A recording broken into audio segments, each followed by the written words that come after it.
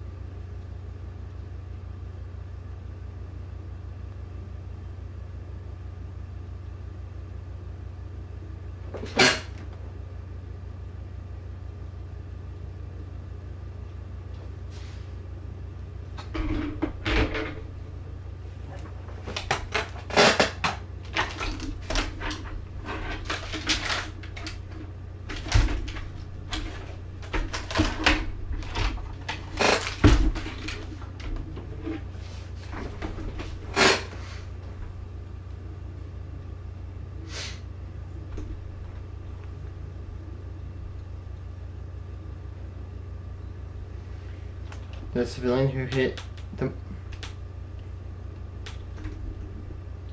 the civilian who hit John Scotty Scow last minute. Running over a child is terrible enough, but what happens if it's a child of a mob boss? Oh boy. From work when he accidentally struck his neighbor's child who was playing in the street. This was especially troubling for Favara because his neighbor was infamous mob boss John Gotti. So, how did the crime lord react to news of his son's accident?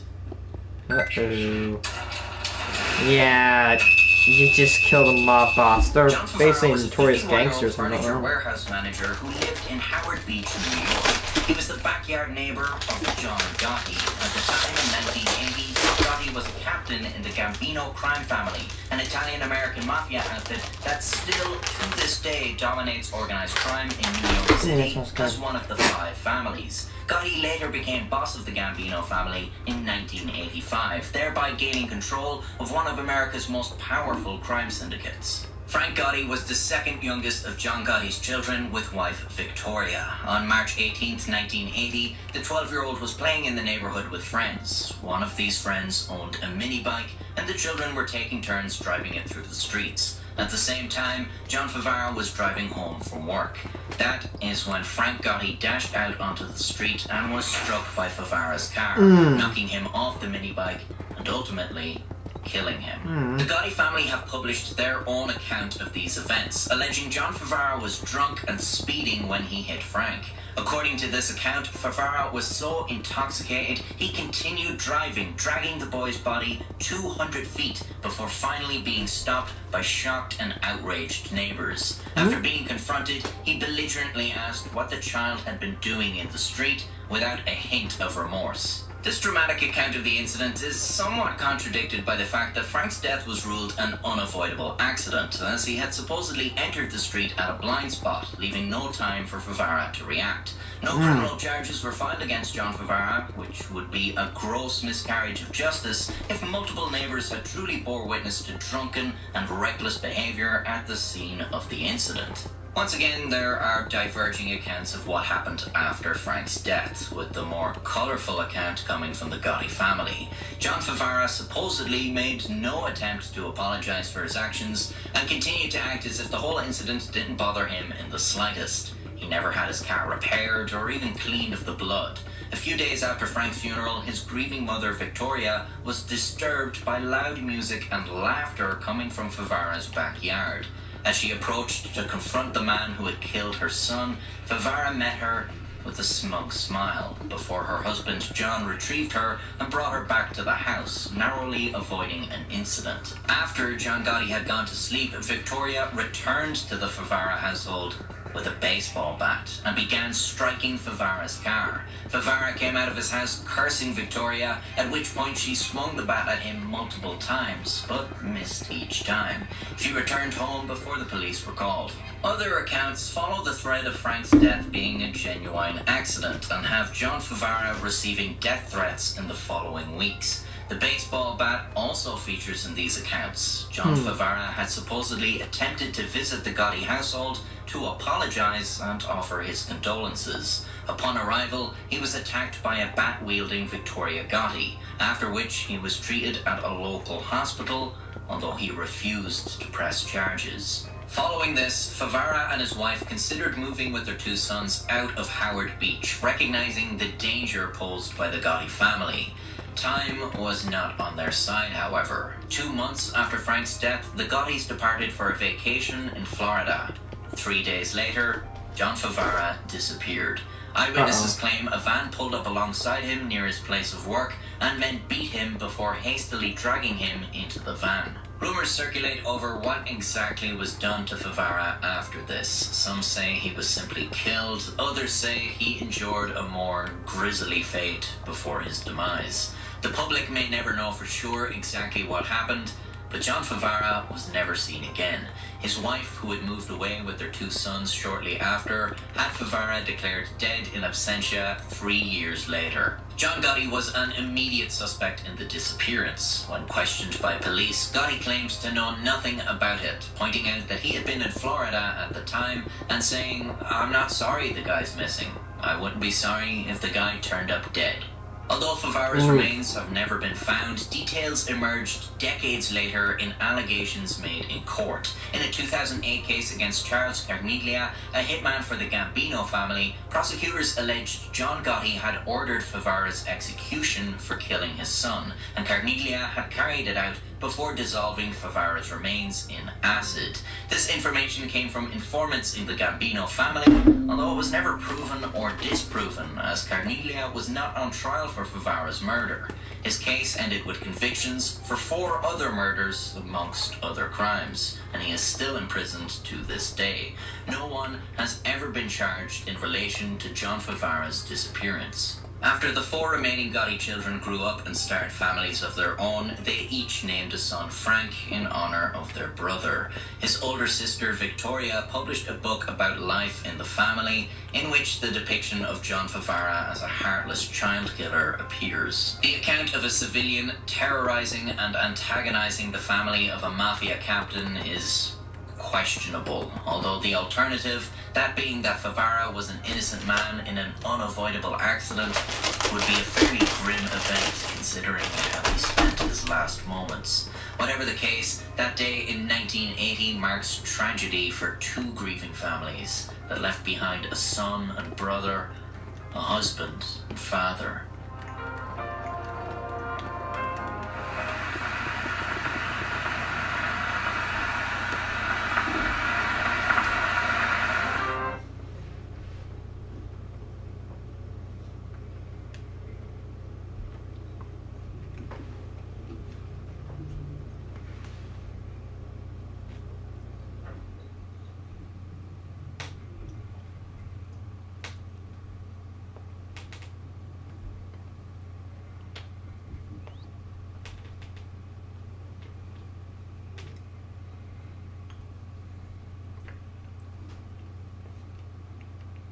Hold on. Just a second. There's stuff stuck in my teeth.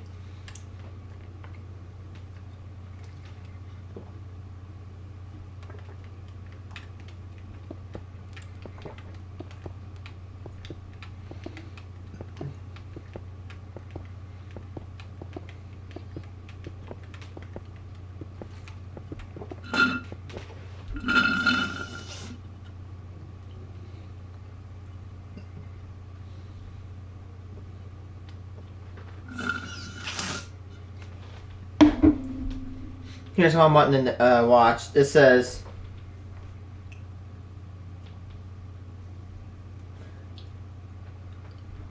massive crane kills ironworkers.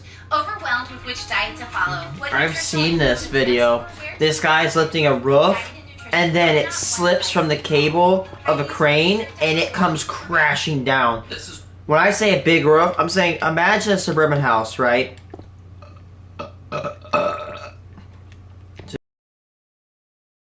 Piece of roofing was like the size of a basketball court.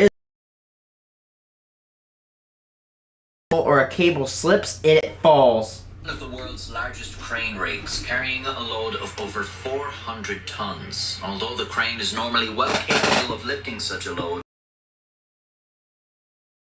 operation is about to result Ready? in a fatal accident. And- The safety inspector on the ground films as the consequences for reckless behavior come to fruition. Ready for it? What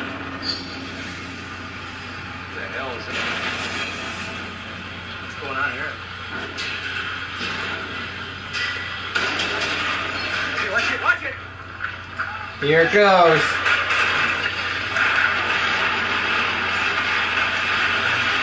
Boom. I've seen this video, but I've never known the story behind it. Miller Park, now known as American Family Field, is a baseball Not say stadium in I'm not a big Milwaukee, baseball Wisconsin, person, but I feel like I've USA. heard that As one of name. the largest construction projects in Wisconsin history, the stadium features North America's only fan-shaped convertible roof, which can open and close in less than 10 minutes. It was called Miller Park as part of a $40 million naming rights deal with the Miller Brewing Company. This deal expired in 2020, and the stadium has since been known as American Family Field. From the time construction began in 1996, though, it was called Miller Park. This period is of particular interest because of the fatalities that occurred during construction, specifically the construction of its uniquely shaped retractable roof. Miller Park was initially slated to open prior to the baseball season in the year 2000. By 1999, contractors were feeling the pressure to get the job finished, as there were payment penalties for missing deadlines. The retractable roof was one of the last large components to be installed. Dude, but I can Mitsubishi imagine. Heavy Industries responsible for its construction. To aid in this, the Dude. massive Lamson LTL 1500 Transilift crawler crane was utilized. That's a At big-ass 567 feet. Look at the crane size was of one that the lad. largest in the world, affectionately nicknamed Big Blue. Big Blue would lift 30 separate sections of the roof to the top of the stadium, each weighing about 450 tons. Dude, By July, imagine how hard it was to 30 of assemble these that. That's sections had very been hard to lifted build. successfully. The 10th One wrong lift was slip to and be it all goes performed crashing just down, after just like what 5 we just p.m. saw. on July 14th, 1999.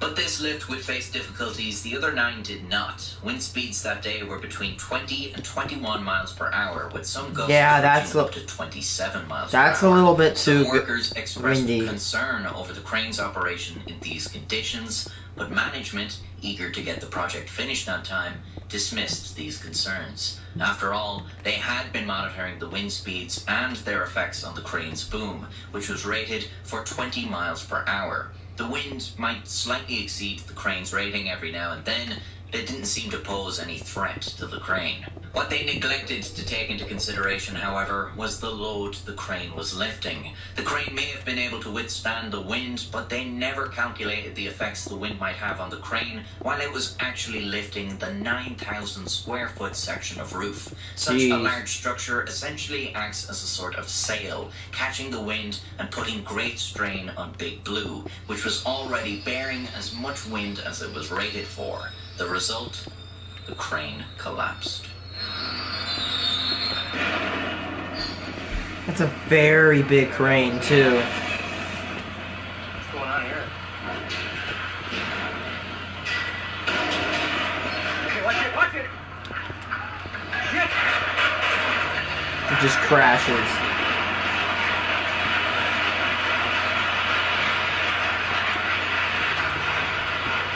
Shit! Shit! I got shit!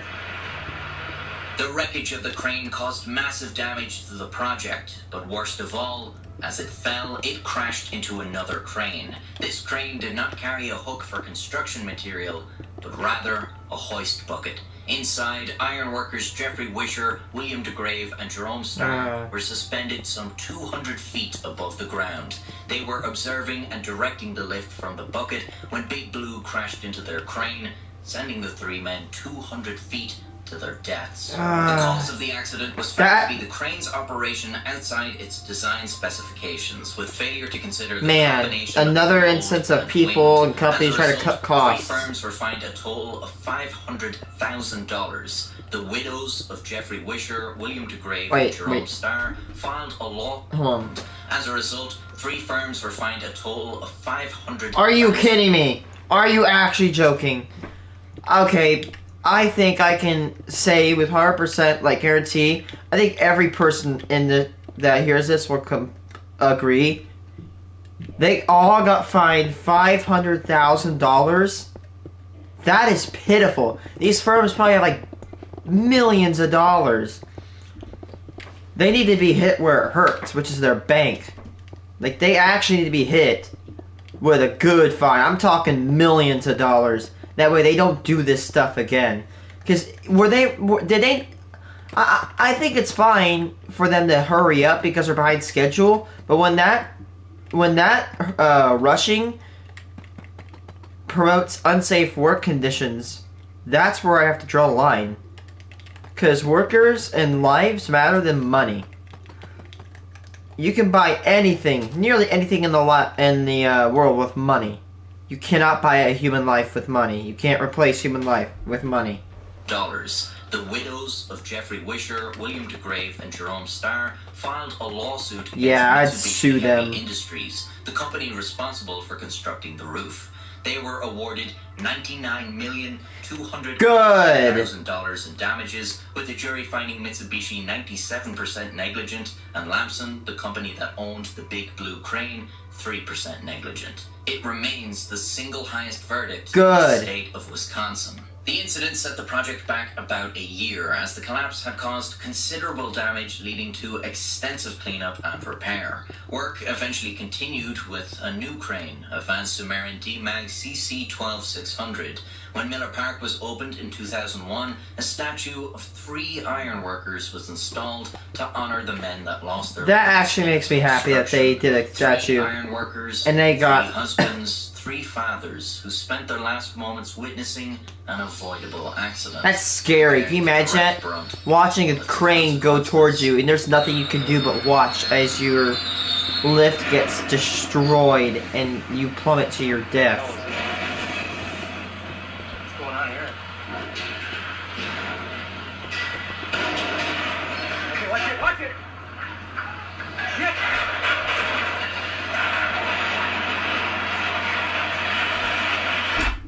Yeah, I've seen that video, and it just... I've never seen the story behind it.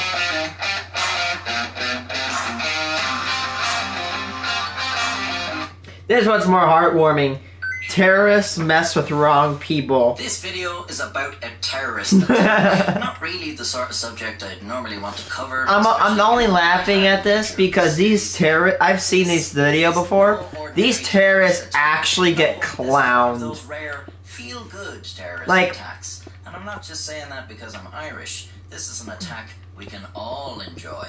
Why? Because in a rather humorous series of events, these clowns came out worse for wear than their intended victims. Bilal Abdullah was born in 1980 in the These guys got absolutely clowned. He studied medicine at the University of Baghdad before registering as a doctor back in the UK. Dude. Kafil Ahmed was born in 1979 in India. He earned a degree in mechanical engineering in India. These guys got a good and pursued background for PhD in engineering, computational doctor. fluid dynamics in the UK. At some point in both men's lives, they had been radicalized by Islamic extremism. Through the internet, they accessed jihadist materials, literature, and speeches from Islamic terrorist organizations. This also put them in touch with like-minded individuals. Oh, Anytime I God. hear about the internet radicalizing terrorists, I always wonder, where does it happen? Is there secret terrorist social media sites No where kidding. you make friends and share your favorite beheading videos? Face Or bomb. just like the fan forums that were big in the 90s. Terrorist and roll 2000s. for. Does anyone who's not a terrorist ever log into these things? If you go on there and call everyone gay, does a moderator ban you? Do you get warnings for being too mild-mannered and peaceable? I have so many questions. Fueled by the content they were consuming online and inflamed by the West's wars in Iraq, the two concocted plans to Who? avenge the wrongs You know, committed against the Muslim I will say something. How the United States handled the Iraq war definitely wasn't the best. Like, we definitely did a lot of bad stuff in Iraq. But it doesn't excuse people hating Western society. I don't really want to comment way too more because you know that is a very sensitive topic. I don't really want to say something that will make people piss at by me. carrying out a terrorist attack against the UK's population. I guess it's understandable to object to the West's involvement in the Middle East. I've seen videos of soldiers crushing tanks of random civilians. Will probably have some contention with the war on terror, which kind of makes it question how or why it's still ongoing, really. But to take that frustration out on civilians is despicable. It is. In 2007, Abdullah and Ahmed terrorists that attack U.S. civilians because they hate the West is awful. Like, we aren't even the ones doing this. We actually, a lot of us don't want this stuff to happen. In the early hours of the 29th of June 2007, the cowardly bastards left the two cars near a nightclub in London, obviously hoping to kill as many late-night revelers as possible. Thankfully, the cars were discovered not long after, the overwhelming petrol fumes giving them away. Police were soon on the scene to deal with the bombs, and no one got hurt. Knowing it was only a matter of time before the police caught up with them, Abdullah and Ahmed decided they'd go down taking as many people with them as possible in a suicide attack. You know, if the first bombs didn't go off, maybe it was a sign from God that he didn't want you to kill all these innocent people. Regardless, they prepared another vehicle within 36 hours of the London attacks. The Jeep was similarly loaded with canisters of propane. On the 30th of June 2007, the two drove it to Scotland. My birthday! Here, they would I was 2 when this happened. International Airport, ram it through the glass doors of the departure area, and blow it, themselves, and everyone else to kingdom come. And Here's a picture of the departure hall shortly before the attack. They rammed it into the airport and it didn't go off. The glass doors. It was stopped by a concrete pillar. Not only that, but it failed to explode. And the two fucking idiots were just sitting in a wrecked Jeep wondering what to do next. Once again, at what point do you take the hint and think maybe there's a diverging path between your plan and God's plan? You're 3 for 3 with the failed explosions now. Undeterred, Abdullah got out of the vehicle and started lobbing petrol bombs. Ahmed doused himself in gasoline and set himself and the vehicle ablaze before getting out. The people of Glasgow were less impressed by these two muppets, however, and a number of people soon descended on them. One of these people was Alex McElveen, a taxi driver who had just dropped a passenger off at the airport when he saw the commotion. McElveen joined the fight against Abdullah, who had been battling with police shortly after the crash. Abdullah was soon restrained. Ahmed, on the other hand, was a different story. For one, the guy was on fucking fire. Secondly, he was surprisingly ambulatory for a burning man. That was because he was doped up on morphine. Oh, People boy. weren't really sure how they should approach this fella as he made his way to that guy's a crackhead. attempted to open it. It seemed he was intent. He's like Ghost Rider, my dude. Thankfully, off-duty police officer Stuart Ferguson was on hand with a fire extinguisher to put the fire out. He is hosing them down. Look at this picture of hosing down the terrorist fella. This picture Man. is amazing. It's real That's fun. what a clown looks like right here. Like, it should be a really serious, awful photo, but...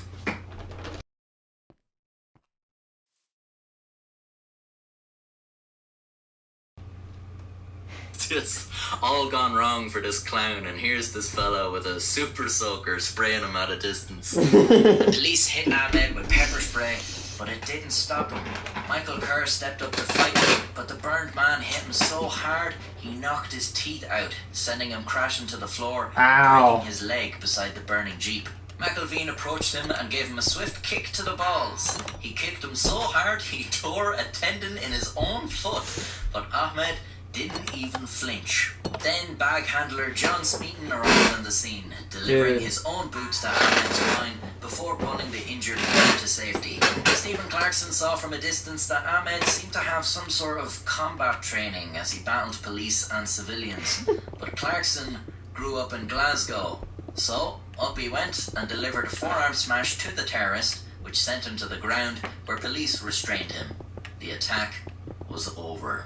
Wow. In all, several people were injured, Pitiful. but none more so than Ahmed, who had survived with severe burns across 90% of his body. He was Jeez. hospitalized in critical condition and had to be revived. at Listen, least man, the only twice. reason I'm laughing is Reported because these that guys cost actually upwards tried to of kill people £5,000 and harm a as many day people as to they keep can, him alive. but they ended And up honestly, failing. I say money well spent. That is This karma. fucker wanted to go out killing innocent people. I'd have no problem with my taxes going towards keeping him alive to face the consequences, or at least prolong his suffering. I feel like Ben died from his injuries. It's just a cartoon putting P into. Bilal Abdullah was Oh, convicted God, of this guy's conspiracy funny. to commit murder for his involvement in both the London car bomb incident and the Glasgow airport attack. He was sentenced to life imprisonment with a requirement that he spend at least 32 years in jail. The airport was damaged, but not severely. It was back operating within a couple of days. Well, wouldn't want to let a terrorist attack get in the way of your holiday to Ibiza. Numerous members of the public that rushed in to help in the attack were awarded the Queen's Gallantry Medal. Fair play to them. The Virgin terrorist versus the Chad Scotsman. Sort of reminds me of the Virgin repeat watcher versus the Chad subscriber. That's right, folks. The only way to make sure you catch all of my videos as soon as they're available is to subscribe. God, And I that's release one hilarious. every week. So if you watch regularly and aren't Can you imagine subscribed, actually you're probably missing attempting a something. terrorist attack Subscribe. only to actually Follow me come on out Twitter. worse than your Buy the merch. victims? Like, you literally gonna blow people up. You were just gonna decide to blow people up, but instead of a lot of people blowing up and dying, you end up being severely injured by burning from gasoline. I mean, to like finding a guy who's doped on morphine that's on fire. Like, you're straight up fighting Ghost Rider. Like, dude, Ghost Rider is real. It's this guy who's on fire. And again, the only reason I'm laughing at Arm in this video, again, these guys are actual you know, they're not criminals, like, they're terrorists. like they're people that want to cause as much harm as possible.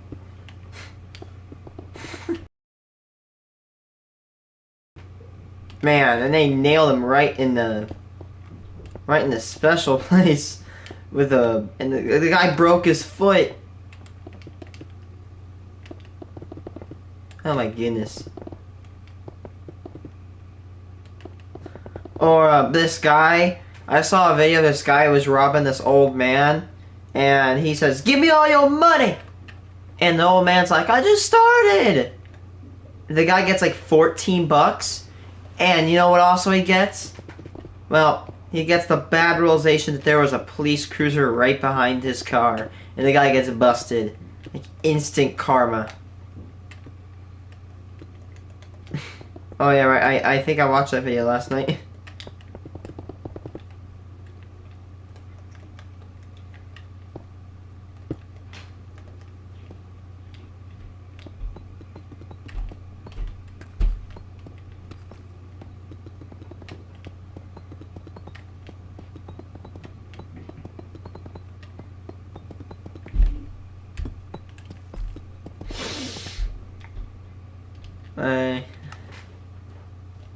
I'm gonna take a break, guys. Bye.